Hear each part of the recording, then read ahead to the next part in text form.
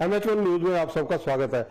हरियाणा के पूर्व गृह स्वास्थ्य व निकाय मंत्री अनिल विज जी आज MH1 ऑफिस चंडीगढ़ में आए हुए हैं। अभी साहब स्वागत है आपका। धन्यवाद। अभी साहब 29 जून को अमित शाह जी जिस प्रकार से कुरुक्षेत्र में बीजेपी की मीटिंग करने जा रहे हैं, विधानसभा चुनावों को बहुत लंबा समय नहीं है, 90-95 दिन का है मिशन, 100 दिन और 2020 मैच भी जो आपके हरियाणा के इंचार्ज बनाए गए हैं धर्मेंद्र प्रधान जी, उन्होंने बीजेपी को दिया है। नहीं, जो अमित शाह जी हैं वो चाणक्य हैं आज के, और उनका मार्गदर्शन मिलेगा हमें।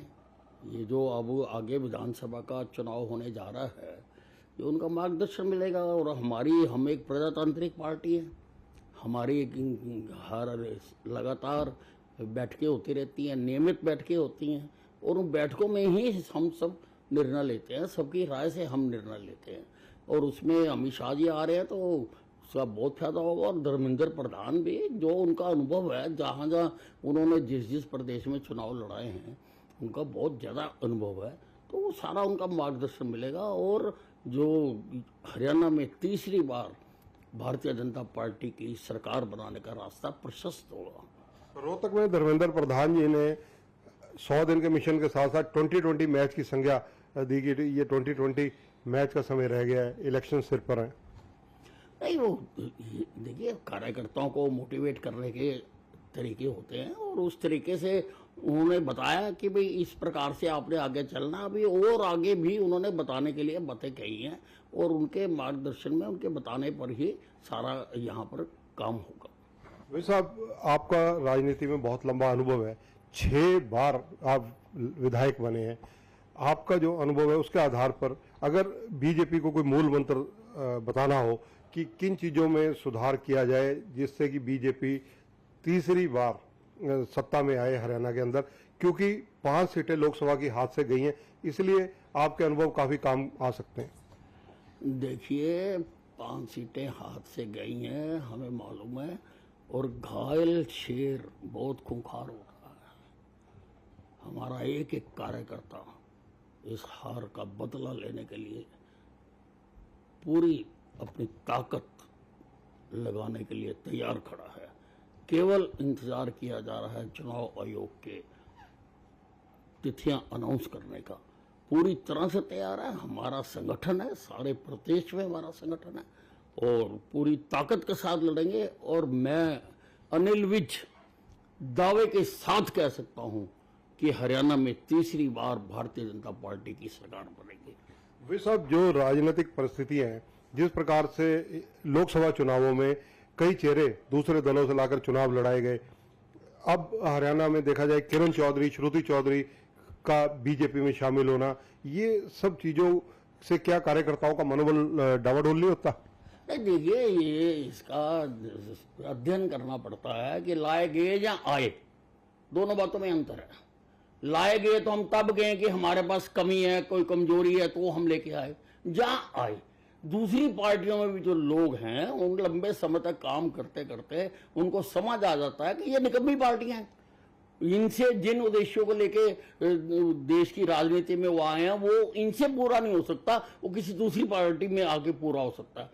स्कूल में भी तो हम करते हैं, बच्चा किसी स्कूल में पढ़ रहा है और वो देखता भी इसमें भविष्य नहीं बन सकता, इसमें अच्छे नंबर नहीं आ सकते, इसमें अच्छा टीचिंग स्टाफ नहीं है, तो स्कूल बदल लेता है।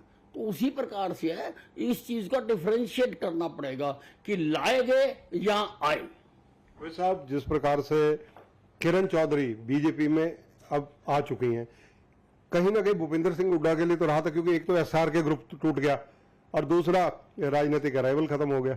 नहीं, भूपेंद्र सिंह हुड्डा के लिए तो और ज्यादा मुश्किल हो गई, क्योंकि पहले तो उसके पास ऊपर पार्टी डिसिप्लिन की भी पाबंदियां होंगी, बहुत कुछ वो जानती होगी, बोल नहीं सकती होंगी हुड्डा के बारे में। अब तो खुला मैदान है, भारतीय जनता पार्टी के मंच पे खड़ा होकर हुड्डे को अच्छी तरह से मैं जानता हूं कि वो अच्छी प्रखर वक्ता है, और हुड्डे की दधियां उड़ाएगी वो।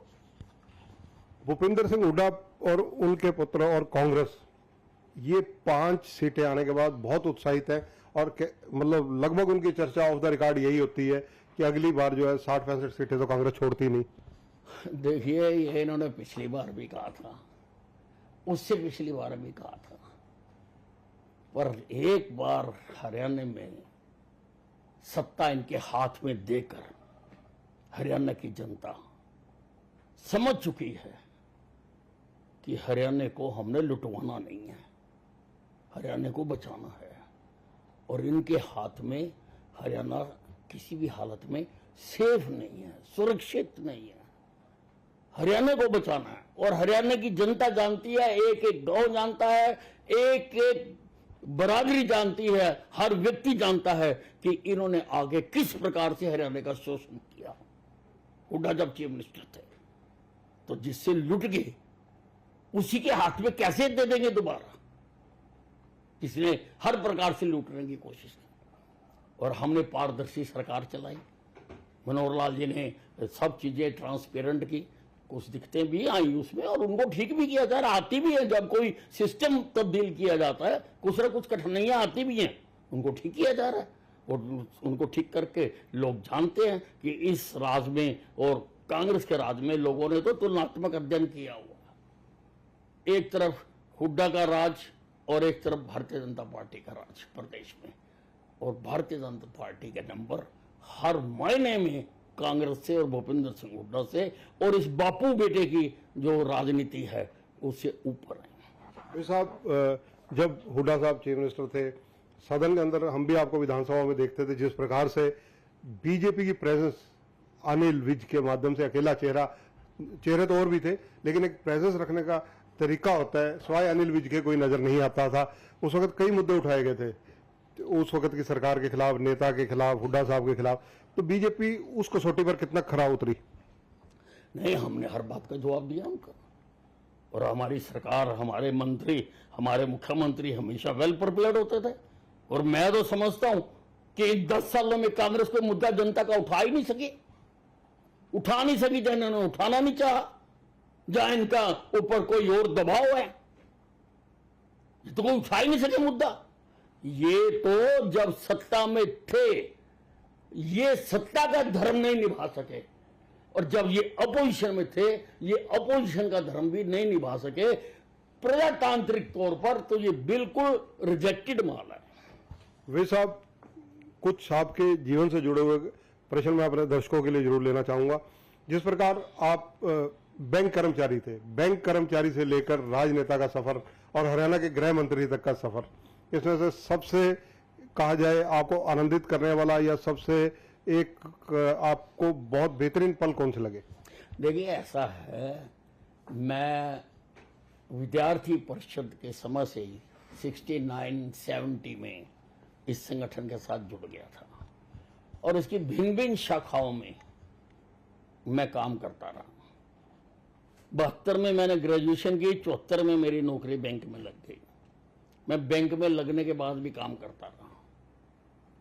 हमने इमरजेंसी भी देखी है, इमरजेंसी में भी जो मेरे ऊपर दायित्व दिए जाते थे मैं उनको निभाता था, और छुट्टियां ले लेकर भी मैं इलेक्शन लड़वाता था।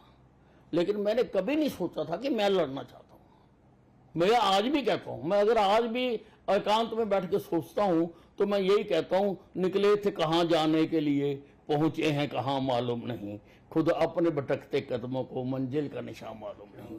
तो मैंने कभी सोचा नहीं था, मैंने आज भी नहीं सोचा कभी।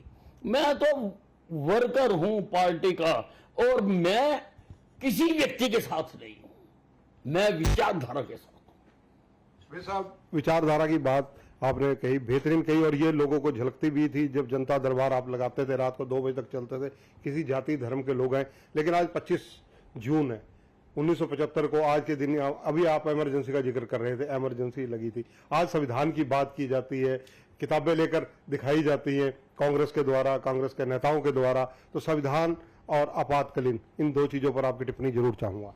देखिए, मैंने भी सुबह देखा कि विपक्ष के सांसद एक लाल से रंग की लोकसभा की जो संविधान की कॉपी को लोकसभा के भवन में लेकर खड़े थे। जो कांग्रेस के लोग हैं उनकी हिम्मत नहीं होनी चाहिए संविधान को हाथ लगाने की या संविधान की बात करने की। क्योंकि जितना इन्होंने संविधान को रोंदा, जितना इन्होंने संविधान की धज्जियां उड़ाई हैं, उतना किसी और पार्टी ने नहीं उड़ाई है। लोगों को रातों रात जेलों में डाल दिया, सारे अधिकार बंद कर दिए, सारा मीडिया बंद कर दिया। ये जैसे अब अखबारें छप रही हैं, तो वैसे अखबारें नहीं छप सकती थी, हमने देखी है वो समय। आधी आधी अखबार खाली होती थी, वाइट पेज आता था। तो ये लोग करते हैं। और मैं एक बात और आज आपके चैनल के माध्यम से बताना चाहता हूं कि वो इमरजेंसी लगाने वाले कीटाणु कांग्रेस के अंदर से मरे नहीं हैं, केवल मौके की तलाश में हैं। लोगों को इस बारे में सचेत रहना चाहिए, जागरूक रहना चाहिए कि अगर दोबारा कभी इनके हाथ में वैसी ताकत आ गई तो कीटाणु जिंदा हैं, क्योंकि इन्होंने कई बार देखा है, तोड़ा है, रोंदा है इन्होंने उनको। इनके मन में संविधान के प्रति कोई आदर सम्मान नहीं है और ना ही इनकी पार्टी डेमोक्रेटिक तरीके से चल रही है। वीर साहब, राम मंदिर को लेकर जब आप संघर्ष कर रहे थे, बाबरी मस्जिद वाला घटनाक्रम हुआ, अंबाला से बाहर ना आप जा पाए, चारों तरफ पुलिस के नाके थे, लेकिन अनिल विज तब भी वहां पर पहुंचे। आज राम मंदिर बन चुका है, क्या कहना चाहेंगे? देखिए, ये तो एक सारा जो जीवन का एक बहुत बड़ा जो काम हुआ है, जो हमारे जीवन में, हमारे जीवन के साथ जुड़ा हुआ है। क्योंकि मुझे भी जो आंदोलन हुए, हालांकि 500 साल से हिंदू समाज आंदोलन करता आ रहा है इसके लिए,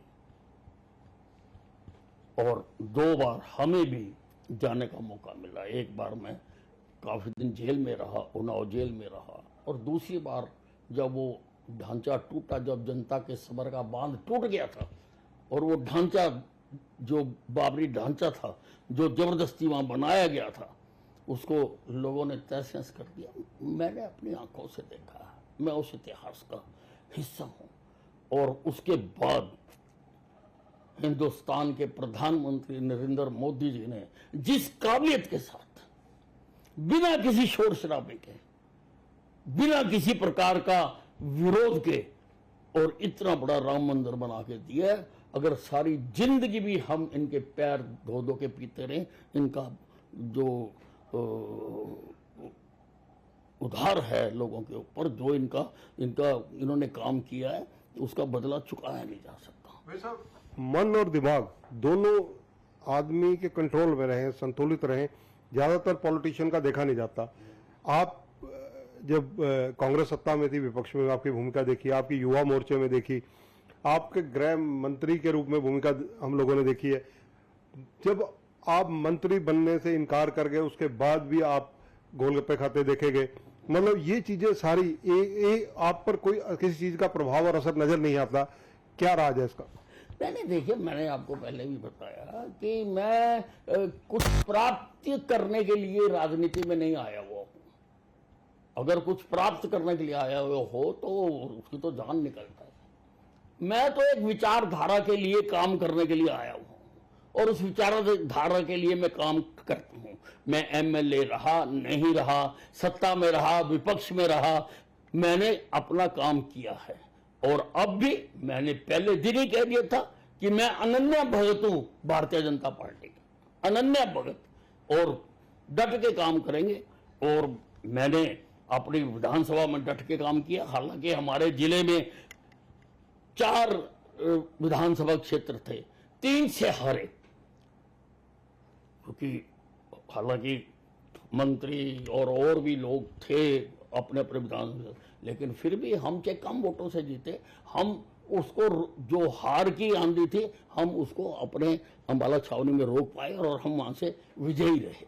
वीर साहब, सुना है आप अपने बारे में किताब भी लिखने की सोच रहे हैं, कितना सच है इसमें? नहीं, मैं तो कोई किताब लिखने के बारे में नहीं सोच रहा हूँ। अलग अलग लोग मुझे उन्होंने भेंट की हैं कि उन्होंने लिखी हैं मेरे बारे में किताबें, अलग अलग लोगों के विचार हैं, वो लोग लिखते रहते हैं। It is, I am open for everybody. धन्यवाद। तो देखिए, अनिल विज का बेबाक अंदाज, बेबाक स्टाइल, बहुत खुले शब्दों में कहना कि वो कुछ पाने या लोभ लालच के चक्कर में नहीं रहते, इसलिए सहज स्वभाव रहता है, क्योंकि वो जनता के लिए हैं। और लोगों ने देखा भी है जिस प्रकार से ये जनता दरबार लगाते थे, रात के कितने बज रहे हैं, डायबिटिक के पेशेंट हैं, उसके बावजूद दिन रात 11 बजे से दरबार अगर शुरू हुआ तो रात 2 बजे घड़ी की सुई अपना समय बदलती थी, लेकिन अनिल विज का काम की रफ्तार नहीं रुकती थी। अनिल विज का कहना है कि अमित शाह का कुरुक्षेत्र में आगमन, अनिल विज बहुत खुले शब्दों में कह रहे हैं कि अमित शाह जो हैं वो शेर हैं तथा उनका दखल अंदाजी जितनी हरियाणा में होगी उतने बेहतरीन परिणाम आगे देखने को मिलेंगे। हरियाणा की कमान जिनको मिली है धर्मेंद्र प्रधान, उनकी खुले मन से सराहना कर रहे हैं अनिल विज। हमारी शुभकामनाएं, अनिल विज स्वस्थ रहें, तंदुरुस्त रहें। MH1 न्यूज के लिए चंडीगढ़ से कैमरामैन जितेंद्र हंस के साथ चंद्रशेखर धरनी।